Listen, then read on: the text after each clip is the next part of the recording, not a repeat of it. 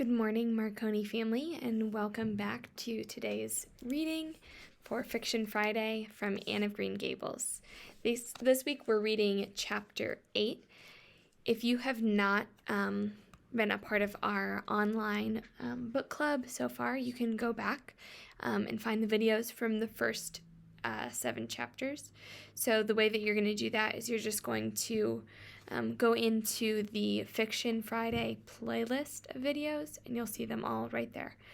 So you can watch chapters 1 through 7 and then come on over to this video, which is chapter 8. Anne's bringing up is begun. For reasons best known to herself, Marilla did not tell Anne that she was to stay at Green Gables until the next afternoon. During the forenoon, she kept the child busy with various tasks and watched over her with a keen eye while she did them. By noon, she had concluded that Anne was smart and obedient, willing to work and quick to learn. Her most serious shortcomings seemed to be a tendency to fall into the daydreams in the middle of a task and forget all about it until such time as she was sharply recalled to earth by a reprimand or a catastrophe. When Anne had finished washing the dishes, she suddenly confronted Marilla with the air and expression of one desperately determined to learn the worst. Her thin little body trembled from head to foot.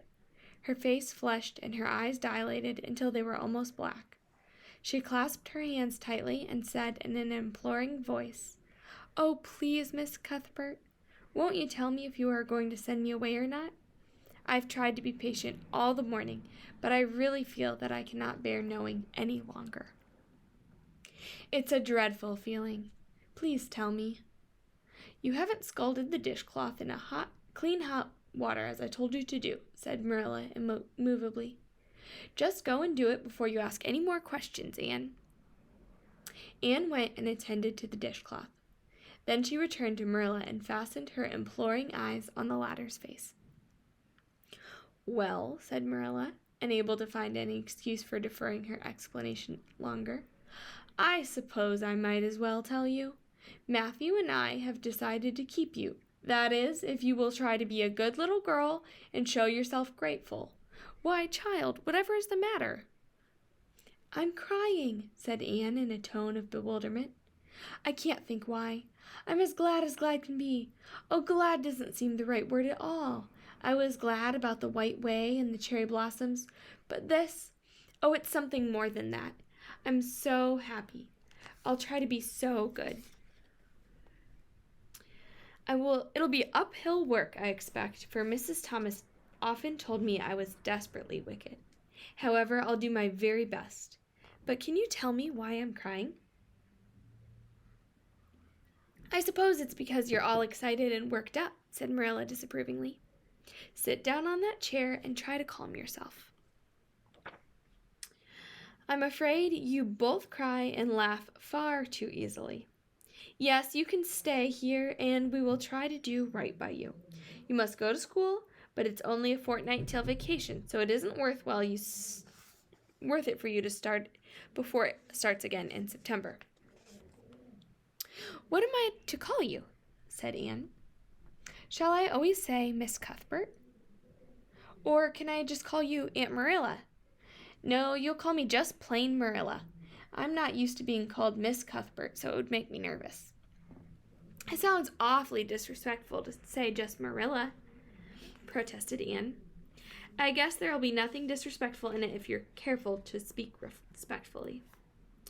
Everybody, young and old, in Avonlea calls me Marilla, except the minister. He says Miss Cuthbert when he thinks of it." "I'd love to call you Aunt Marilla," said Anne wistfully. I've never had an aunt or any relation at all, not even a grandmother. It would make me feel as if I really belonged to you. Can't I call you Aunt Marilla?" "No, I'm not your aunt, and I don't believe in calling people names that don't belong to them." "But we could imagine you were my aunt." "I couldn't," said Marilla grimly. "Do you never imagine things differently from what they really are?" asked Anne wide-eyed. "No." "Oh," Anne drew a long breath. "Oh, Marilla, how much do you how much you miss. I don't believe in imagining things different from what they really are, retorted Marilla. When the Lord puts us in certain circumstances, he doesn't mean for us to imagine them away. And that reminds me, go into the sitting room, Anne. Be sure your feet are clean and don't let any flies in. And bring me out the illustrated card that's on the mantelpiece. The Lord's Prayer is on it, and you'll devote your spare time this afternoon to learning it off by heart. There's to be no more of such praying as I heard last night. I suppose I was very awkward, asked Anne apologetically.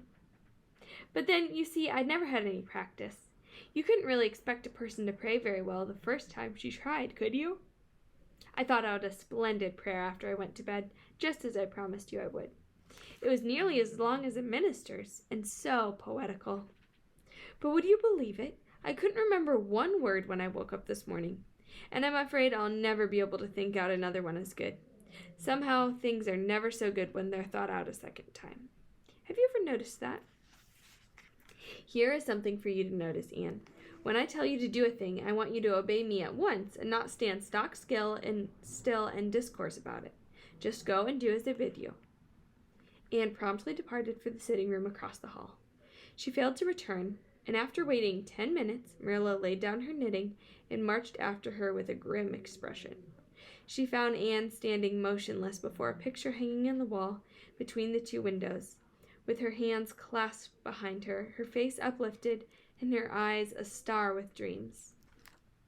The white and green light strained through apple trees, and a clustering vines fell over the rapt little figure with a half-unearthly radiance.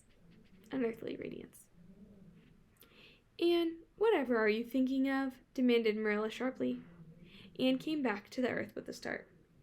That, she said, pointing to the picture, a rather vivid chromo entitled, Christ Blessing Little Children. And I was just imagining I was one of them, that I was the little girl in the blue dress, standing off by herself in the corner, as if she didn't belong to anybody, like me. She looks lonely and sad, don't you think? I guess she hadn't any father or mother of her own, but she wanted to be blessed too, so she just crept shyly up on the outside of the crowd, hoping nobody would notice her, except him. I'm sure I know just how she felt. Her heart must have beat and her hands must have got cold, like mine did when I asked you if I could stay. She was afraid he mightn't notice her, but it's likely he did, don't you think? I've been trying to imagine it all out, her edging a little nearer until the time she was quite close to him, and then he would look at her and put his hands on her hair, and oh, such a thrill of joy would run over her. But I wish the artist hadn't painted him so sorrowful looking. All his pictures are like that, if you've noticed. But I don't believe he would really have looked so sad, or the children would have been afraid of him. Anne, said Marilla, wondering why she had not broken into this speech long before, you shouldn't talk that way. It's irreverent, positively irreverent. Anne's eyes marveled. Why, I felt just as reverent as could be. I'm sure I didn't mean to be irreverent. Well, I don't suppose you did, but it doesn't sound right to talk so familiarly about such things. And another thing, Anne, when I send you after something, you're to bring it at once and not fall into mooning and imagining before pictures. Remember that. Take that card and come right to the kitchen. Now sit down in the corner and learn that prayer off by heart. Anne set up the card against the jug full of apple blossoms she had brought in to decorate the dinner table. Marilla had eyed that decoration askance, but had said nothing, propped her chin on her hands, and fell to studying it intently for several minutes. I like this, she announced at length. It's beautiful. I've heard it before. I heard the superintendent of the orphanage Sunday school say it over once. But I didn't like it then. He had such a cracked voice, and he prayed it so mournfully. I really felt sure he had thought praying was a disagreeable duty. This isn't poetry, but it makes me feel just the same way poetry does. Our Father, which art in heaven, hallowed be thy name. That is just like a line of music. Oh, I'm so glad you thought of making me learn this, Miss Marilla. Well, learn it, and hold your tongue, said Marilla shortly. Anne tipped the vase of apple blossoms near enough to bestow a soft kiss on a pink-cupped bud, and then studied diligently for some moments longer. "Marilla," she demanded presently, "do you think that I shall ever have a bosom friend in Avonlea?" A what kind of friend?" "A bosom friend, an intimate friend, you know, a really kindred spirit to whom I can confide my inmost soul. I've dreamed of meeting her all my life. I really never supposed I would, but so many of my loveliest dreams have come true all at once that perhaps this one will too. Do you think it's possible?" "Diana Barry lives at Orchard Slope, and she's about your age. She's a very nice little girl, and perhaps she will be a playmate for you when she comes home. She's visiting her aunt over at Carmody just now. You'll have to be careful about how you behave yourself, though. Mrs. Barry is a very particular woman. She won't let Diana play with any little girl who isn't nice and good." Anne looked at Marilla through the apple blossoms, her eyes aglow with interest. "What is Diana like? Her hair isn't red, is it? Oh, I hope not. It's bad enough to have red hair myself, but I positively couldn't endure it in a bosom friend." Diana is a very pretty little girl.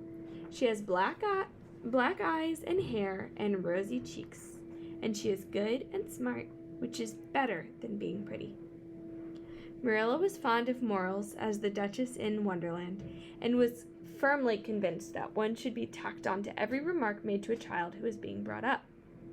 But Anne waved the moral inconsequently aside and seized only the delightful possibilities before it. "Oh, I'm so glad she's pretty. Next to being beautiful oneself, and that's impossible in my case, it would be best to have a beautiful bosom friend. When I lived with Mrs. Thomas, she had a bookcase in her sitting room with glass doors. There weren't any books in it. Mrs. Thomas kept her best china and her preserves in there, and when she had any preserves to keep. One of the doors was broken. Mr. Thomas smashed it one night when he was slightly intoxicated. But the other was whole, and I used to pretend that my reflection in it was another little girl who lived in it. I called her Katie Maurice, and we were very intimate. I used to talk to her by the hour, especially on Sunday, and tell her everything. Katie was the comfort and consolation of my life. We used to pretend that the bookcase was enchanted, and that if I only knew a spell, I could open the door and step right into the room where Katie Maurice lived, instead of into Mrs. Thomas's shelves of preserves and china. And then Katie Maurice would have taken me by the hand and led me to a wonderful place, all flowers and sunshine and fairies, and we would have lived there, happy forever. When I went to live with Mrs. Hammond, it just broke my heart to leave Katie Maurice. She felt it dreadfully, too. I knew she did, for she was crying when she kissed me goodbye through the bookcase door.